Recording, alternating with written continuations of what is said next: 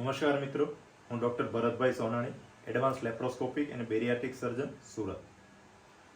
4 March એ વિશ્વ સ્થૂળતા દિવસ એટલે કે વર્લ્ડ ઓબેસિટી ડે તરીકે ઉજવવામાં આવે છે. આવા દિવસ ઉજવવાનો હેતુ મેઇનલી ઓબેસિટી એટલે કે સ્થૂળતા વિશે જાગૃતિ ફેલાવવાનો હોય છે. સ્થૂળતા અત્યારે વિશ્વમાં એક ખૂબ જ ગંભીર રોગ, ખૂબ જ ગંભીર સમસ્યા તરીકે ઉભરી છે. એવું કહી શકાય કે ઓબેસિટી અત્યારે વિશ્વમાં એક પેન્ડેમિક તરીકે, રોગ તરીકે પ્રસરી રહ્યું છે. સ્થૂળતા વિશે જાગૃતિ માટે આજે આપણે આ વિડીયોમાં એ ડિસ્કસ કરશું કે સ્થૂળતાના કારણે અલગ અલગ કેવા પ્રકારના રોગો થતા હોય તથા જીવનશૈલી તથા આપણને સ્થૂળતાના લીધે કેવા ગેરફાયદાઓ થતા હોય છે. તો આ વિડીયોને છેક અંત સુધી જોઈએ, જેથી કરીને તમને ખ્યાલ આવે કે સ્થૂળતા કેટલો ગંભીર રોગ છે તથા બીજા કેટલા ગંભીર રોગ પેદા કરી શકે છે. તો મિત્રો, સ્થૂળતા એટલે કે જાડાપણું એ ઘણા વર્ષો પહેલાની જ્યારે આપણે વાત કરીએ તો સ્થૂળતાને એક સુખી ઘરના માણસની નિશાની તરીકે ગણવામાં આવતું. સ્થૂળતા રોગ છે એવું આપણે સ્વીકારતા જ ન હતા. પરંતુ છેલ્લા ઘણા સમયથી ધીમે ધીમે જેમ આપણું સાયન્સ એટલે કે વિજ્ઞાન પ્રગતિ કરી રહ્યું છે, એના ઉપરથી આપણને ખ્યાલ આવ્યો કે સ્થૂળતા એ પોતે એક ગંભીર રોગ છે. એટલું જ નહીં, પરંતુ સ્થૂળતાના લીધે બીજા ઘણા બધા ગંભીર રોગો પણ થતા હોય છે. એટલે કે સ્થૂળતાને અત્યારે એક ગંભીર રોગ અથવા તો રોગનું ઘર તરીકે સ્વીકારવામાં આવે છે. જો સ્થૂળતાના અલગ અલગ ઇમ્પેક્ટ વિશે વાત કરીએ તો સ્થૂળતા વિશે વાત કરીએ તો સૌથી પ્રથમ સ્થૂળતા એટલે એક એવો રોગ છે કે જે ઓવરઓલ ઘણા બધા સ્ટડી થયા છે એ મુજબ ઓવરઓલ લાઈફ એક્સપેક્ટન્સી એટલે કે આગળની લાઈફ વિશેની અસર વિશે વાત કરીએ તો કોઈ પણ માણસ 25 થી 30 વર્ષનો હોય અને એની આગળની લાઈફ એક્સપેક્ટન્સી એટલે કે આગળ એ માણસ કેટલું જીવશે અને એની કમ્પેરમાં સેમ ઉંમરનો એટલે કે સમાન ઉંમરનો કોઈ પણ વ્યક્તિ સ્થૂળતાથી પીડાતો ના હોય એટલે કે નોર્મલ BMI, નોર્મલ વજન સાથે હોય તો એ બેની લાઈફ એક્સપેક્ટન્સીમાં કેટલો ફરક પડે. તો એ સ્ટડી મુજબ જોઈએ તો 25 થી 30 વર્ષના એડલ્ટ જ્યારે ઓબેઝ હોય ત્યારે એની લાઈફ એક્સપેક્ટન્સીમાં અંદાજિત 3 થી માંડી અને 14 વર્ષ સુધી જિંદગીના સમયમાં ઘટાડો થતો હોય છે. એવું અલગ અલગ રિસર્ચમાં બહાર આવ્યું છે. તો એવું કહી શકાય કે ઓન એવરેજ 5 થી 7 વર્ષ આપણી લાઈફના ઓબેસિટી છે એ ઓછા કરે છે. આ ઓબેસિટી કઈ રીતે આપણા જિંદગીમાં એટલે કે કઈ રીતે શરીરમાં રોગો પેદા કરે છે? તો એવું કહી શકાય કે ઓબેસિટીના લીધે શરીરમાં એક જાતનું ઇન્ફ્લામેશન, સ્ટેટ ઓફ ઇન્ફ્લામેશન એટલે કે આખા શરીરમાં સોજો આવતો હોય છે, જે ઘણી બધી સ્ટડીમાં જે બોડીમાં બ્લડમાં ઇન્ફ્લામેટરી માર્કર જેવા કે IL-6, TNF આલ્ફા જેવા લોહીના રિપોર્ટ દ્વારા આપણે જાણી શકીએ કે શરીરમાં કેટલું ઇન્ફ્લામેશન છે. એ સ્ટડી ઉપરથી ક્લિયર કટ સાબિત થયું છે કે ઓબેસિટી એ આખા શરીરમાં એક સ્ટેટ ઓફ ઇન્ફ્લામેશન ઊભું કરતું હોય છે. એના લીધે અસંખ્ય રોગો થવાની શક્યતા હોય છે. જો સ્થૂળતા એટલે કે ઓબેસિટીના લીધે થતા રોગો અથવા તો એના લીધે થતી આડઅસર વિશે આપણે જોઈએ તો મેઇનલી એને 3 વિભાગમાં વહેંચી શકાય. સૌથી પહેલું જોઈએ તો મેડિકલ ડિઝીઝ એટલે કે શરીરમાં કેવા રોગો પેદા કરી શકે. આ ઉપરાંત બીજી સ્થૂળતાનો ગેરફાયદો જોઈએ તો સોશિયલ સાઇડ ઇફેક્ટ એટલે કે સામાજિક ખરાબ અસર કઈ રીતે પડી શકે. અને ત્રીજું પાસું જોઈએ તો આર્થિક અસર એટલે કે ઓબેસિટીના લીધે કોઈ પણ વ્યક્તિના જીવનમાં આર્થિક નેગેટિવ અસર પણ કઈ રીતે પડી શકે. તો હવે સૌપ્રથમ આપણે ડિટેલમાં જોઈશું કે સ્થૂળતા એટલે કે ઓબેસિટીના લીધે શરીર ઉપર કેવા રોગો થઈ શકે, શરીર ઉપર કેવી ખરાબ અસર થતી હોય. સ્થૂળતાના લીધે થતા રોગોમાં જે શરીર ઉપર સાઇડ અસર થતી હોય એને મેઇનલી આપણે અલગ અલગ 5 વિભાગમાં વહેંચી શકીએ. સૌથી પહેલા જોઈએ તો મેટાબોલિક રોગ એટલે કે શરીરમાં ચયાપચયની જે ક્રિયાઓ થતી હોય એમાં જે ફેરફાર સ્થૂળતાના લીધે થતો હોય એના લીધે થતા રોગો. બીજા છે મિકેનિકલ રોગ એટલે કે શરીરમાં સ્થૂળતાના લીધે શરીરના બંધારણમાં જે ફેરફાર થાય એના લીધે થતા રોગો. ત્રીજો રોગ જોઈએ તો ડિજનરેટિવ ડિઝીઝ. ડિજનરેટિવ ડિઝીઝ એટલે કેવું હોય કે શરીરમાં ઉંમરના હિસાબે શરીરમાં ફેરફાર થતા હોય, શરીરમાં ઉંમરના હિસાબે રોગો થતા હોય, એ સ્થૂળતાના લીધે ઉંમરના પ્રમાણમાં વહેલા થતા હોય એને ડિજનરેટિવ ડિઝીઝ કહેવાય. ઉદાહરણ તરીકે જોઈએ તો ઘૂંટણનો ઘસારો, ઘૂંટણનો સંધિવા મોટાભાગે મોટી ઉંમરે થતો હોય પણ સ્થૂળતાના લીધે એ ઘણો વહેલા થતો હોય, એટલે આ પ્રકારના રોગને ડિજનરેટિવ ડિઝીઝ કહેવાય. આ ઉપરાંત ચોથો પ્રકાર છે નિયોપ્લાસ્ટિક ડિઝીઝ એટલે કે કેન્સર જેવા રોગો સ્થૂળતાના લીધે થતા હોય. અને આના સિવાય 5મી ઇફેક્ટ છે સાયકોલોજીકલ ડિઝીઝ એટલે કે માનસિક રોગો થતા હોય. હવે આપણે દરેક રોગોને ડિટેલમાં જોઈશું કે ડિટેલમાં આ રોગો સ્થૂળતા કઈ રીતે રોગો કેવા પ્રકારના રોગો કરતી હોય છે. તો સૌથી પહેલા આપણે જોયું કે મેટાબોલિક ડિઝીઝ. મેટાબોલિક ડિઝીઝની અંદર જોઈએ તો ડાયાબિટીસના લીધે સૌથી પહેલો ગંભીર થતો રોગ છે ડાયાબિટીસ, ટાઈપ 2 ડાયાબિટીસ. રૂટીનલી ડાયાબેસિટી નામનો એક વર્ડ યુઝ કરવામાં આવે છે. ઓબેસિટી પ્લસ ડાયાબિટીસ એ બેયનું કોમ્બિનેશન હોય એને ડાયાબેસિટી કહેવામાં આવે. સ્થૂળતાના લીધે શરીરમાં મેઇનલી જે મેટાબોલિઝમ થતું હોય, જે ગ્લુકોઝ એટલે કે શુગરનું અપટેક થતું હોય, શુગરનું અપટેકમાં ફેરફાર થતો હોય, એના લીધે બ્લડમાં શુગરનું પ્રમાણ વધુ રહેતું હોય. આ ઉપરાંત સ્થૂળતાના ચરબીના લીધે શરીરમાં રિલેટિવલી ઇન્સ્યુલિન જે પ્રોડક્ટ થતું હોય, ઇન્સ્યુલિનનું પેદાશ થતી હોય, એ ઇન્સ્યુલિનનું પ્રોડક્શન પણ ઓછું થતું હોય. આ સિવાય સ્થૂળતાના લીધે ઇન્સ્યુલિન રેઝિસ્ટન્સ થાય, એટલે કે ઇન્સ્યુલિન જે અંગ ઉપર પ્રોપરલી કામ કરવું જોઈએ એ કામ ના કરી શકે, એના લીધે ડાયાબિટીસ થતો હોય. આના સિવાય બીજા રોગ, મેટાબોલિક રોગ વિશે વાત કરીએ તો હાઇપરટેન્શન એટલે કે બ્લડ પ્રેશરનો રોગ. બ્લડ પ્રેશરના રોગના સાથે સાથે બીજું જોઈએ તો કોલેસ્ટ્રોલ સ્થૂળતામાં વધુ થવાની શક્યતાઓ રહેતી હોય.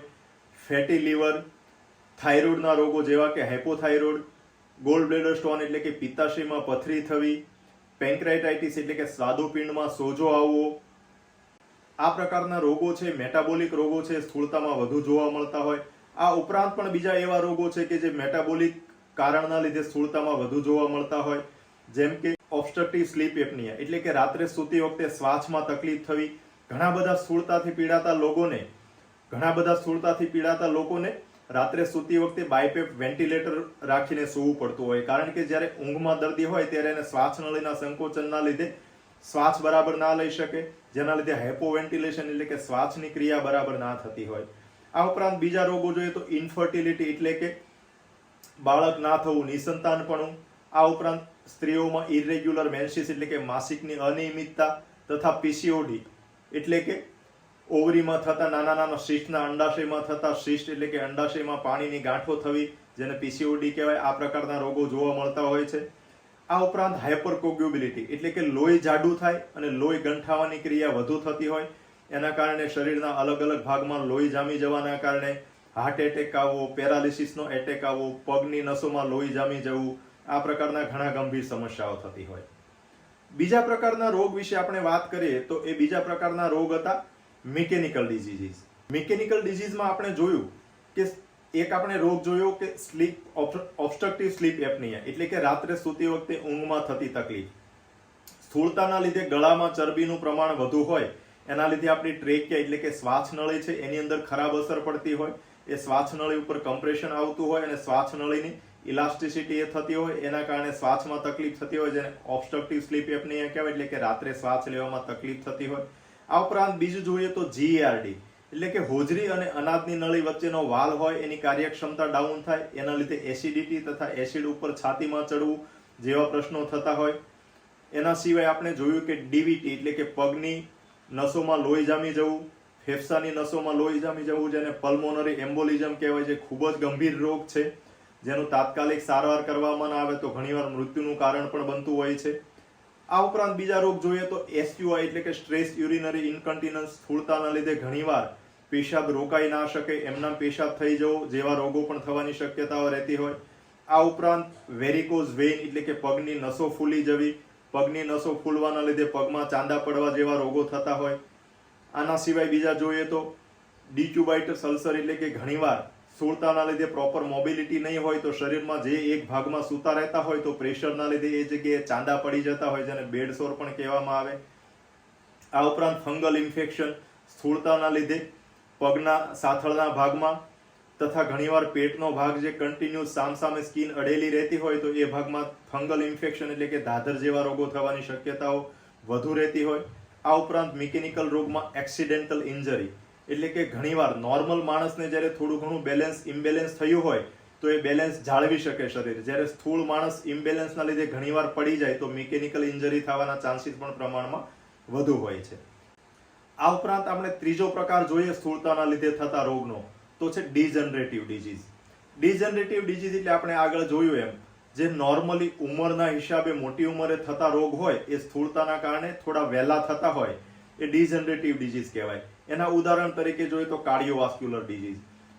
ધીમે ધીમે આપણી ઉંમર થતી હોય એમાં આપણે હૃદયની નસો જેને કોરોનરી આર્ટરી કહેવાય એની અંદર કેલ્શિયમ કોલેસ્ટ્રોલ જમા થઈ અને લોહીની નસો ઇનઇલાસ્ટિક થવી, કડક થવી, સ્ટીફ થવી, આ નોર્મલ ઉંમરના હિસાબે થતો ફેરફાર હોય. પણ સ્થૂળતામાં આ રોગ છે એ ઉંમર સિવાય ઘણો વહેલા થઈ જતો હોય એટલે કે કાર્ડિયોવાસ્ક્યુલર ડિઝીઝ, હૃદય રોગની શક્યતાઓ નોર્મલ માણસ કરતાં ઘણી બધી વધુ હોય છે. બીજું જોઈએ તો સેરિબ્રોવાસ્ક્યુલર એક્સિડન્ટ એટલે કે સ્ટ્રોક, જેને આપણે પેરાલિસિસનો આંચકો કહેતા હોઈએ છીએ. મગજની નસોમાં આ રીતે પ્રોબ્લેમ થવાના લીધે સીવી સ્ટ્રોક એટલે કે પેરાલિસિસ, પક્ષેઘાત જે આપણે કહેતા હોઈએ થવાની શક્યતાઓ વધુ હોય. આ ઉપરાંત આપણે બીજા રોગ જોયા કે ઓસ્ટિયોઆર્થરાઇટિસ એટલે કે ઘૂંટણ તથા બીજા સાંધામાં ઘસારો થવો, મણકામાં તકલીફ થવી, મણકામાં ઘસારાના લીધે ઘણીવાર ગાદી ખસી જવાના લીધે નસો દબાવી એના લીધે સાયાટિકા જેવો રોગ કે જેમાં પગમાં દુખાવો થતો હોય, પગમાં જણજણાટી થતી હોય, આવા રોગ થવાની શક્યતાઓ વધુ રહેતી હોય. આ ઉપરાંત કોમ્પ્લિકેશન ઓફ ડાયાબિટીસ એટલે કે ડાયાબિટીસના હિસાબે જે ડિજનરેટિવ અસર થતી હોય, જેમ કે આંખમાં ડાયાબિટીસ ઉતરે તો એના લીધે આંખે અંધાપો આવતો હોય, આંખે દેખાવામાં ધૂંધળાપણું આવતું હોય. કિડની ઉપર ડાયાબિટીસ આવે તો ઘણીવાર કિડની ફેલ થતી હોય, જેના લીધે દર્દીએ ડાયાલિસિસ સાથે જીવવું પડતું હોય અથવા તો કિડની ટ્રાન્સપ્લાન્ટનો ઓપ્શન વિચારવો પડતો હોય. એ જ રીતે પગમાં ડાયાબિટીસ ઉતરે તો ઘણીવાર આપણે જોયું હશે કે પગમાં સડો થાય, પગમાં ચાંદા પડે, જેમાં રૂજ ના આવે તો અંગૂઠો, આંગળી કે ઘણીવાર પગ પણ કાપવાની જરૂર પડતી હોય. આ બધા રોગ છે ડાયાબિટીસના લીધે થતા કોમ્પ્લિકેશન છે, જેને ડિજનરેટિવ ડિઝીઝ સ્થૂળતાના લીધે થતા છે એવું કહી શકાય. આ ઉપરાંત ચોથો પ્રકાર આપણે જોઈએ તો નિયોપ્લાસ્ટિક ડિઝીઝ. નિયોપ્લાસ્ટિક ડિઝીઝ એટલે કે સ્થૂળતાના લીધે થતા કેન્સરો. તો મિત્રો તમને ઘણીવાર નવાઈ લાગશે કે શું સ્થૂળતાના લીધે કેન્સરો થઈ શકે? તો એનો જવાબ છે ચોક્કસ હા. અત્યાર સુધીમાં ઘણા બધા મલ્ટીસેન્ટ્રિક સ્ટડી એટલે કે અલગ અલગ દેશોમાં અલગ અલગ ભૌગોલિક પરિસ્થિતિ પ્રમાણે સ્ટડી થયા છે. એની અંદર જોવામાં આવ્યું છે કે સ્થૂળતા એટલે કે ઓબેસિટીના લીધે ઘણા બધા પ્રકારના કેન્સર વધુ થતા હોય છે. સ્થૂળતા સાથે કેન્સરનો ડાયરેક્ટ રિલેશન હોય એવા કેન્સર આપણે જોઈએ તો પણ મેઇનલી કોલોરેક્ટલ એટલે કે આંતરડાનું કેન્સર, સ્ત્રીઓમાં ગર્ભાશયનું કેન્સર, સ્તનનું કેન્સર, સ્વાદુપિંડનું કેન્સર, આ બધા કેન્સરને ડાયરેક્ટલી અને પાંચમું છે સ્ટમક કેન્સર, આ બધાને સ્થૂળતા સાથે ડાયરેક્ટલી સંબંધ પુરવાર થયેલો છે.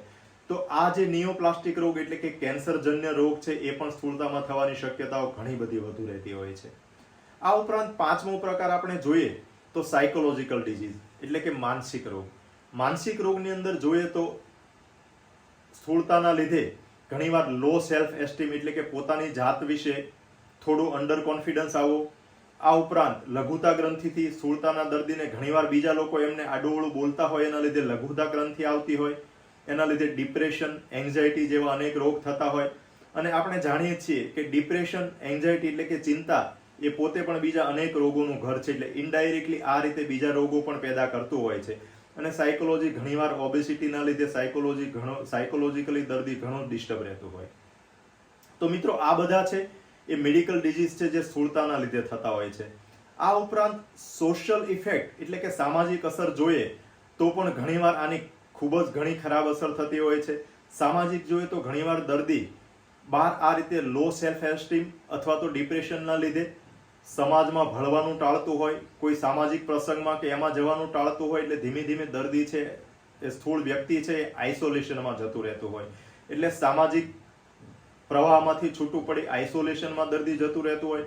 ઘણીવાર દર્દીને થોડું ઘણું કંઈ સામાજિક વ્યવસ્થામાં ભળવું હોય, પરંતુ એને જોઈને લોકો પાછળથી હસતા હોય, ઘણીવાર એને ટોણા મારતા હોય, પાછળથી જાડાપણા વિશે ચીડવતા હોય. એના લીધે ધીમે ધીમે દર્દીને સાયકોલોજીકલ ઇફેક્ટ તથા સોશિયલ આઇસોલેશન આવી જતું હોય. આ ઉપરાંત ઘણીવાર બીજું જોઈએ તો જોબ એપ્લિકેશન. ઘણીવાર કોઈ એવી જોબ હોય કે એના લીધે કોઈ એ વ્યક્તિ ઇન્ટરવ્યુ માટે જાય તો એના શરીરના લીધે, સ્થૂળતાના લીધે એને જોબ ના મળે, એના લીધે એને ઇકોનોમિકલ એટલે કે આર્થિક રીતે પણ ઘણીવાર સહન કરવું પડતું હોય. તો મિત્રો સ્થૂળતા છે એ આપણે જોયું કે અનેક રોગો જેવા મેડિકલ રોગ, ઇવન સાયકોલોજીકલ રોગ, સોશિયલ કે ઇવન ઇકોનોમિકલ પ્રોબ્લેમનું પણ ઘર હોય છે. તો આપણે જોયું કે સ્થૂળતા એ અનેક રોગોનું ઘર છે. તો સ્થૂળતાને ગંભીર સ્વરૂપ લે એ પહેલા જ તે આપણે સાવચેત રહેવું જોઈએ. જો આપણું વજન થોડું ઓવરવેઇટ કેટેગરીમાં હોય ત્યારથી જ આપણે ધ્યાન રાખીએ તો આપણે ગંભીર સ્થૂળતા એટલે કે મોર્બિડ ઓબેસિટીનો ભોગ ના બનીએ. જો તમને વધુ માહિતીની જરૂર હોય તો આ ચેનલમાં આપણે ઓબેસિટી વિશે બીજા વિડીયો અપલોડ કરેલા જ છે. આ ઉપરાંત ઓબેસિટીની સારવાર વિશે પણ આપણે ટૂંક સમયમાં જ વિડીયો અપલોડ કરશું. તો જો તમે આ ચેનલ સબસ્ક્રાઇબ ના કરી હોય તો ચેનલને સબસ્ક્રાઇબ કરો, વિડીયો લાઇક કરો તથા બીજાને શેર કરો, જેથી એમને પણ ઇન્ફોર્મેશન મળતી રહે.